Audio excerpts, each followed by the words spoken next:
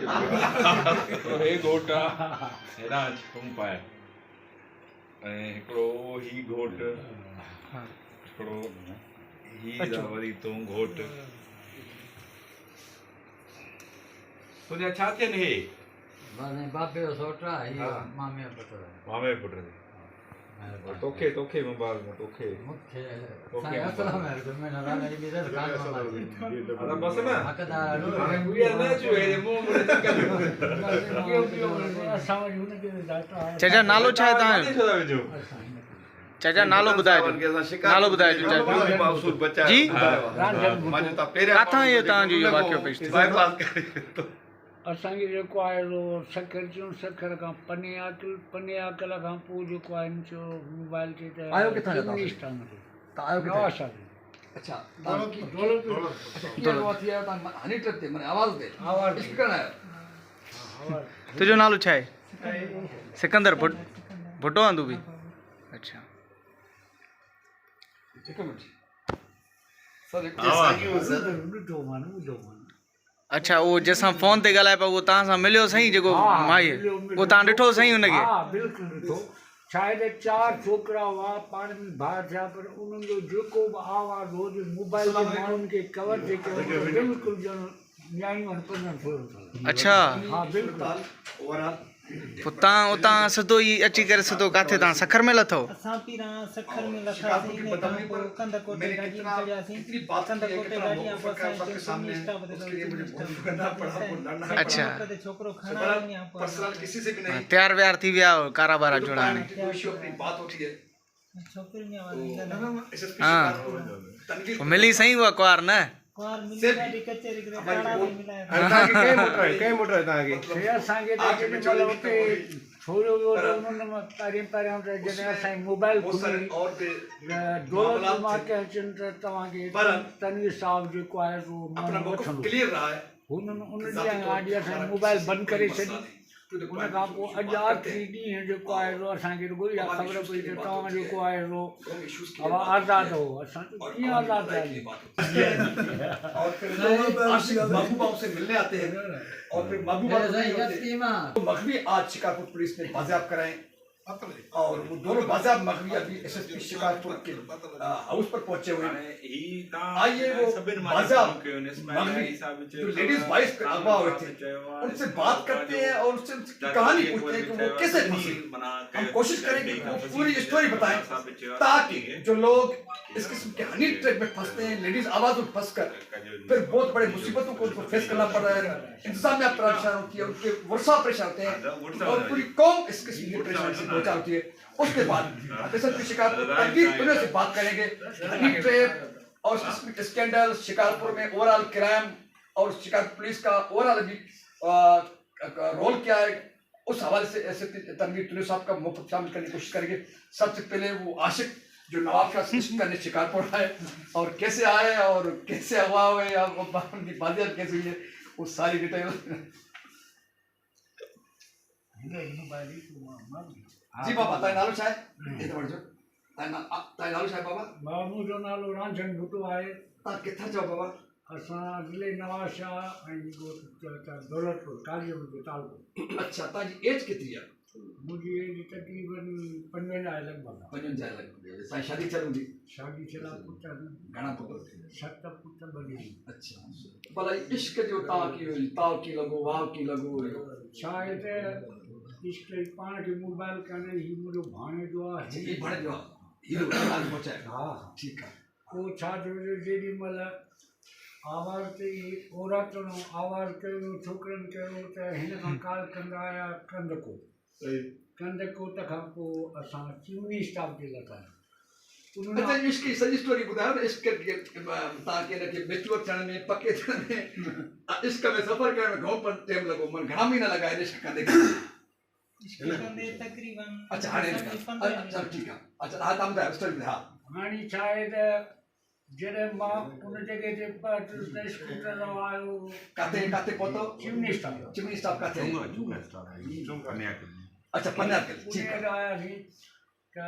उन्हनि काल ते चयो त असां गाॾी मोकिलियूं था ऐं तव्हां लोताक ते खणी असां बिल्कुलु चढ़ी पियासीं जॾहिं चढ़ी पियासीं त बेलन बटन आपको हिन छिकी कटे ने गाड़ी अच्छा हेठि ॼण लथी त अॻियां 4-5-6 बंदूकूं नारा अच्छा उन सां तो डिजो न पैसा खर्चिया हाँ मोबाइल खर्च उनजो तव्हां डिजो न बाक़ी असां तव्हांजे माइटनि खां पैसा वठंदासीं ठीकु आहे जेॾी महिल उतां राति जो खणंदा ख़बर न आहे केतिरियूं गाॾियूं मटींदा दरिया टप आहे इहा ख़बर न आहे त कहिड़ी जॻह ते आहे उन खां पोइ जेॾी महिल सुबुह जो त मूं ॾिठो त 4 छोकिरा हुआ ॿाहिरि हुआ 3 जी हिकु अहिड़ी शिकली हू मुंहिंजो माइट हो पर हुन उते जॾहिं कैद हुयो तव्हां हा जंहिंजी लॻो सुबुह जो ॻाल्हायो मां न त मां बिल्कुलु साम्हूं ॿुधो ऐं ॾिठो मां त ईअं थिए ॻाल्हायूं जीअं मोर टहू कनि मलीर में हा जाणींदो मां ऐं जीअं विछड़ियल पूज छड़ हेणे आया पुट पोइ अॼुकल्ह जी छड़ बि करके न ईअं कर करणु अदीब माण्हू आहे चाचू त मां हीउ किसो हिनजो ॾिसी मूं चयो त हीउ घोटकी ज़िलो मूमल जी काका जिते कई कुंडर पुठा अॼु जे पुछनि नथा त ॿधनि था ठीकु आहे शेर ठाहियो शाइर में थी वियो हुते हा शाइर पोइ मूं शेर ठाहियो त मर्दनि कमकार छॾियो खणी मोबाइल कयाऊं औरतुनि वारो आवाज़ हा घोट घुराए घोटकीअ शहर में ॾिना उन सूरनि जा यर साज़ मूमल हुई कान महलात में मूमल हुई कान महलात में कूड़ा हुआ काम ऐं काज़ मूमल त मरी वई पर हुन जा ॿाहिरि अॼु बि ज़िंदा आबाद ठीकु आहे जवाननि खे ज़ुल्म जे ज़ंजीरनि में जकड़े नए सिज काबू कयाऊं बिरह जा बाज़ मैसेज 10 लख घुरऊं थे ॾोकड़ पोइ 10 लख घुरऊं थे ॾोकड़ नए सिज नवां अंदाज़ चवे रांझनि बुटो सच ॾिसी अची वाह मूमल तुंहिंजे माण्हुनि जा अॼु बि अंदाज़ अॻु त कई कोराई कई बधाई पर अॼु बि तुंहिंजा भाई ज़िंदा जेको उहो ई हलाइनि था मकान नाहे तव्हांखे घोटकीअ शहर जा न चइबा ही जवान जेके वाट वींदनि खे था वठनि ओड़ो पाड़ो छॾे था ॿिए ॾे आओ कई अच्छा पहिरीं काल साईं जाई काल मोबाइल कान्हे जी तव्हां ॿुधायो तव्हांजी पहिरीं काल कीअं आई तव्हां कीअं फाथो वरी चाचा खे कीअं इनवाल कयो शाइर साहिब खे पहिरीं काल असां छोकिरो पिणु ॻाल्हाईंदो तव्हां छोकिरो ॻाल्हायो उहो त छा थिए इहो मुंहिंजी मामीअ जो पुटु आहे हिते अच्छा इहे पहिरां आया हिते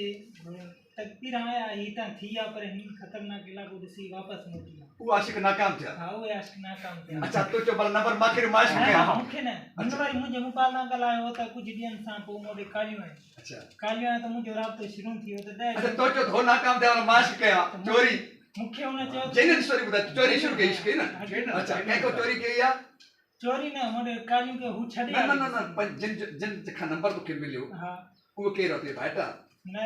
मारोट है अच्छा मुंहिंजो पुटु न डाए खे मारो। अच्छा वर्ष तो चओ भला इहो नंबर सुखड़ी मूंखे मिलियो ठीकु आहे हा मूंखे मिलियो त मूं राब्तो जी यार में कटींदा आहिनि त 10 ॾींहं मूं कोन ॻाल्हायो त मूंखे चई माना ताना हीअं त जवानो पुट आहिनि हलिया मूं चयो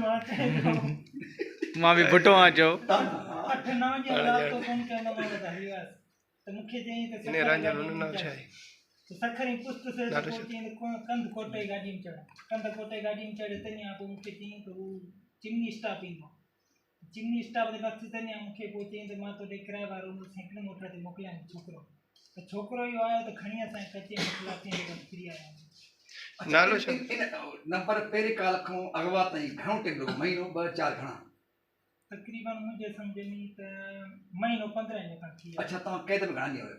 केतिरे महीनो 28 तारीख़ महीनो इश्क लो महीनो कैद न इश्क जो टाइम घणो कोन्हे इश्क 10 ॾींहं आई 10 ॾींहं में पुॼी वई मिंटू कीअं अच्छा, आहिनि महीनो लॻो अच्छा अॼु बाज़ाब कीअं थियो जी अॼु बाज़ाब कीअं थियो मतलब अॼु कीअं आज़ाब थियो हा हा इश्क हिकु ॻाल्हाए तूं हा हा हा हा छा आहे जेॾी महिल असांखे जंजीरे कूड़ी खणी चयो न बा तव्हां ॿई आज़ाद हो असांजे अकुल जे न कमु कोन कयो जो असांजी 80 लख घुरी ॿुधायो त तव्हांजी 80 लख वठंदा त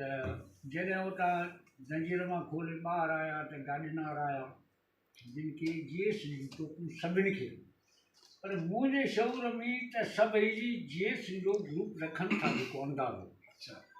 उन्हनि मूंखे पुछोमानि त मूंखे तव्हां सही पई आज़ादु था कयो न वरी कंहिं ॿिए हंधा मोकिलियो उन्हनि असांखे चयो त तव्हांखे जेको आहे अब्दुल मालिक भुट्टो ऐं तनवीर साहब इमाबस कुमार फाणी ऐं ॿिया दोस्त सभिनी ज़ोर ॾिनो आहे गॾे करे त जीअं असां तव्हांखे SP हवाले ॾियां कुल त मञो कोन थी ॿियनि लाइ मैसेज वठेसि सही हाणे ॿियनि दोस्तनि सलाह ॾियो आशिक़ खे पुटु छा थींदो तुंहिंजो तूं भाणे सां गॾु करणु आई ईअं न निकाह में आयो वॾो थी मैसेज वठूं न माण्हू वञनि न वञनि छा कनि फोन ते इश्क था कनि फासिल था तव्हां फ़हमीदा माण्हू आहियो फ़हमीदा माण्हू खे फासी आओ त छा आहे त मुंहिंजो इहो अर्ज़ु आहे त जेके बि हिंद्रीअ जा बाज़ आशिक़ हटंदा कोन माण्हुनि खे जेकॾहिं को दोस्ती या यारीअ लेवल ते हा कराए रखंदो चवंदा जंहिं नंबर दालू चवंदा त मां बि गॾु गॾिया वेंदा हींअर छा मैसेज आहे हाणे इहो मैसेज आहे त सभिनी पूरे पाकिस्तान जे लेवल खे त औरतूं कोन्हनि के भोजपुर जो नंबर हुजे जामगढ़ जो हुजे शिकारपुर कंदकोट कश्मीर जेके बि इलाइक़ा ख़तरनाक ॿुधनि था त अॻुवा था माण्हू थियनि त उहे अॻुवा औरतूं कोन थियूं कनि न सिर्फ़ु औरत जे आवाज़ ते हुनखे क़ैद कयो थो वञे पर मर्दाने हैसियत सां उनखे महिमान हैसियत ते घुराए उनखे क़ैद कयो छा आहे त हुकूमत खे इहो हुअणु घुरिजे त हर जॻह ते तख्तियूं हणी छॾे इस्लामनि ते कुर्बानियूं करे त जीअं आशिक़ न सुधरनि तव्हां जहिड़ा सुधरी वेंदा इहे आशिक़ जा पैगाम आदमी आहे ठीक है वो आहे जेको नवाबशाह जिले से लेडीज वॉइस में गुमराह होकर फंस कर पनवाकिल की चमनी स्टॉप पे पहुंचने वाले चुंगा स्टॉप पे और 1 महीने तक डाकू के पास कैद रहने के बाद आज शिकारपुर पुलिस के एफर्ट से उनकी बाजियाबी हुई उनकी गुफ्तगू आपने सुनी तो किसे फंसे और सिंधी में चवणा तो मशहूर तो बरो चला टीप दी फाई चढ़स तो भुट्टो आ टीप दी की चढ़वा ते मुर्सा त निकली तो सो बहरहाल भुट्टो साहब भी टीप दी चढ़ियो बहरहाल SSP शिकारपुर तनवीर तुने मौजूद है अब उनसे पूछेंगे वो क्या एडवाइस करते एक दूसरी शिकारपुर पुलिस गड़ी तेगो में ऑपरेशन के हवाले से या ओवरऑल क्राइम के हवाले से क्या एफर्ट्स ले रही है और गुज़िश्ता रोज 2 दिन कबल जैसे करीब हबीब जकुर 3 अफराद जो उनका ज़मीनी तनाज़ा था आपस में कज़न्स थे उनके 3 कत्ल हुए और जमान की गिरफ्तारी के हवाले से ओवरऑल शिकारपुर पुलिसिंग के हवाले से मेरे ख्याल से तक पहला उनका इंटरव्यू होगा उम्मीद करते हैं कि खुल के बात करेंगे शिकारपुर पुलिस के एफर्ट्स उनका जज्बा और शिकार पुलिस के चैलेंजेस क्या हैं उस सवाल जी तनवीर तुने साहब सबसे पहली बात ये है कि वहाँ पढ़ने वाली है शिकारपुर डिस्ट्रिक्ट मां सुञाणो त पाकिस्तान जी हिस्ट्री में ॾिठो वञे सभ खां ॾुखे खां ॾुखियो डिस्ट्रिक्ट आहे जंहिंमें न सिर्फ़ु अगवा बराए तवान क़तल या ऐं जेको लाइन ऑर्डर जी सिचुएशन आहे उहा ॾाढी वर्स्ट रही आहे हमेशह माज़ी में उन जा काफ़ी सारा रीज़न्स आहिनि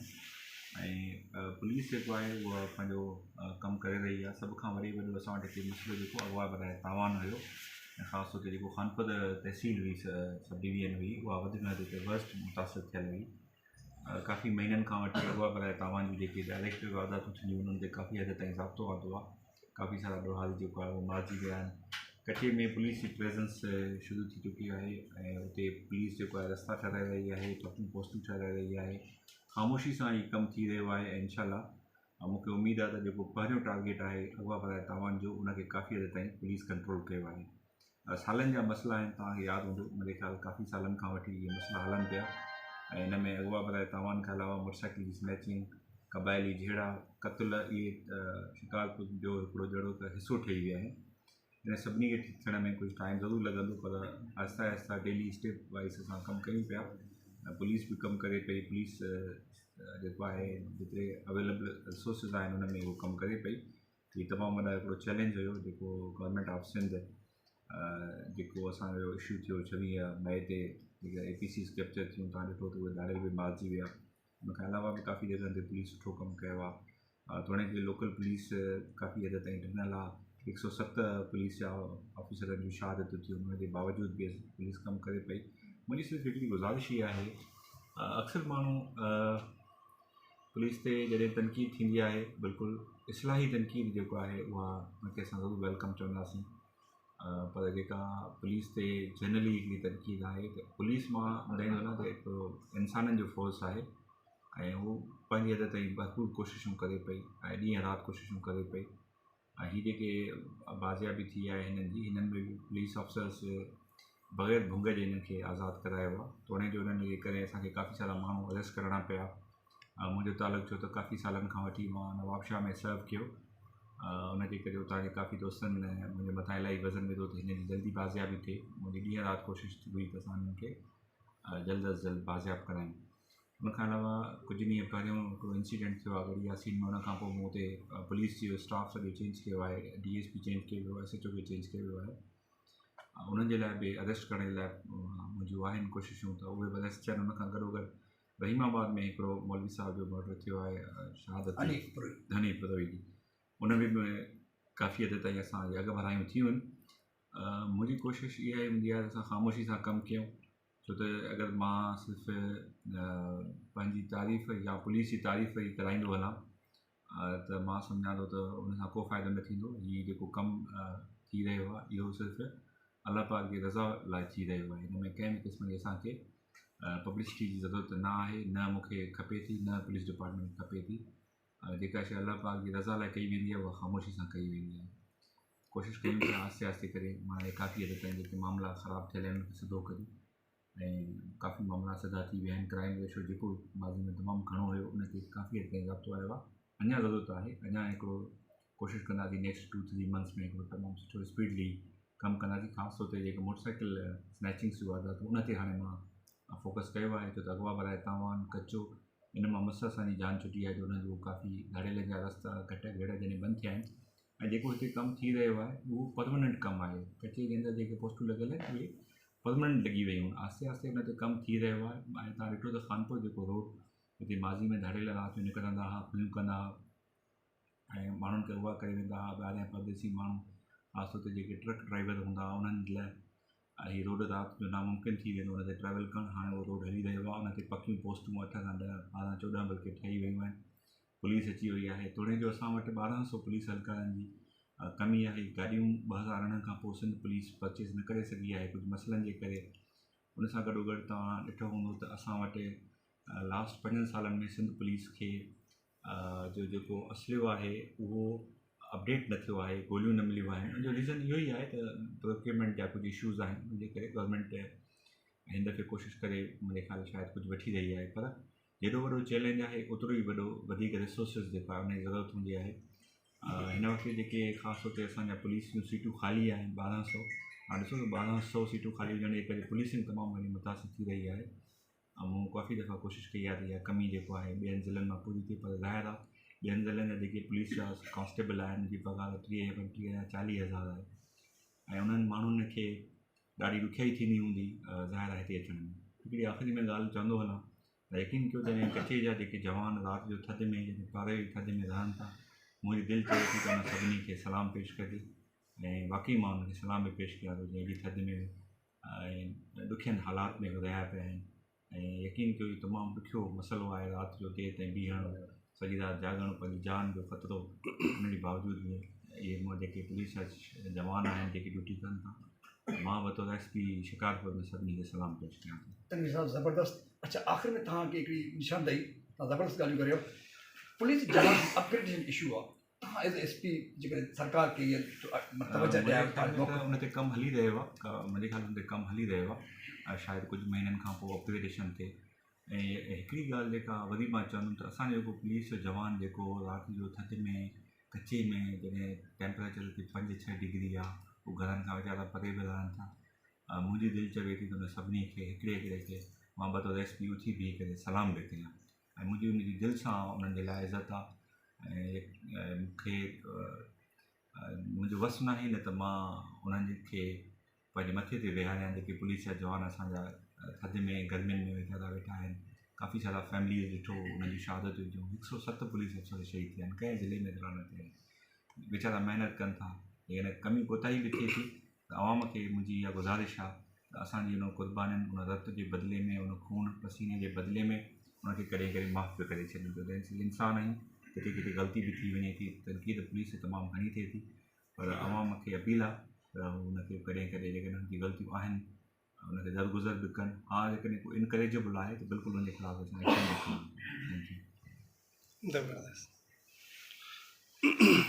पुलिस साहब की गुफ्तगू आपने सुनी और माना खेल उन्होंने बातें की और शिकारपुर पुलिस के 107 जवानों की शहादत की बदौलत शिकारपुर में अमन मान की सूरत में काफ़ी बेहतरी आई है। और उसके साथ साथ जो जवान जंगल में पड़े हुए सर्द रातों में या गर्मियों में उनके लिए कितनी मोहब्बत रखते हैं और कितनी मोहब्बत का उन्हें इजहार किया, उससे उनकी सिंसियरिटी का हम अंदाज़ा लगा सकते हैं। और यकीनी तौर पे हम सबको पुलिस के उन जवान जो सर्द रातों में जंगल में पड़े होते हैं, हमारी चौकसी करते हैं, चौकीदारी करते हैं और अमन अमान के लिए अपनी जान तक का नजराना पेश करते हैं, हम सबको चाहिए हम उनके साथ प्यार करें, उनको इज़्ज़त अफजाई करें। और हम भी अगर कभी तनकीद करते हैं पुलिस की, यकीनन वो पॉजिटिव हमारी अप्रोच होती है। और पुलिस के जवानों की शहादत से लेकर उनके मसाइल की निशानदेही तक भी हमने अपने हिस्से का किरदार अदा किया है। उससे मज़ीद भी हम सबको अपने हिस्से का किरदार पॉजिटिव अप्रोच के तौर पर अदा करना है। दरअसल सिंध पुलिस के लिए और शिकार पुलिस के उन जवानों के लिए जिन्होंने शहादत नोश की और जंगल में पढ़कर अमन अमान की क्या किरदार अदा करना, हम भी उनको सलाम पेश करते हैं, उनके साथ मोहब्बत का इज़हार करते हैं। आखिर में जो लोग लेडीज़ वाइफ में फंस कर कैद खानों में आते हैं और अपने गुस्सा समेत खुद को कौम को परेशान करती हैं, पुलिस को परेशान करती हैं, उनको मैं भी इल्तिजा करूँगा लेडीज वाइफ के चक्कर में फंस कर आप कहीं निकलने से पहले 1000 मरतबा सोचें। ख़ास तौर पे शिकारपुर ज़िला, कंदकोट कश्मीर ज़िला सक्खर पलवा की खुद की इन अजला के हवाले से आपको किसी को भी लेडीज कॉल की या दोस्ती के रूप में कोई धोखा दे बुलाने की कोशिश करें तो आप यकीन से समझिए कि वो डाकू हैं, राजन है, कातिल हैं, आपको दुश्मन है। कोई लेडीज आपका कोई महबूबा नहीं हो सकता। तो मेज़बान सुल्तान इस उम्मीद के साथ कि हम उसूली मौक़िफ़ रखेंगे और हकीकत की अक्कासी करते रहेंगे। आखिर में सिंध पुलिस जिंदाबाद, सिंध सलामत, साथ सलामत, पाकिस्तान पाइंदाबाद।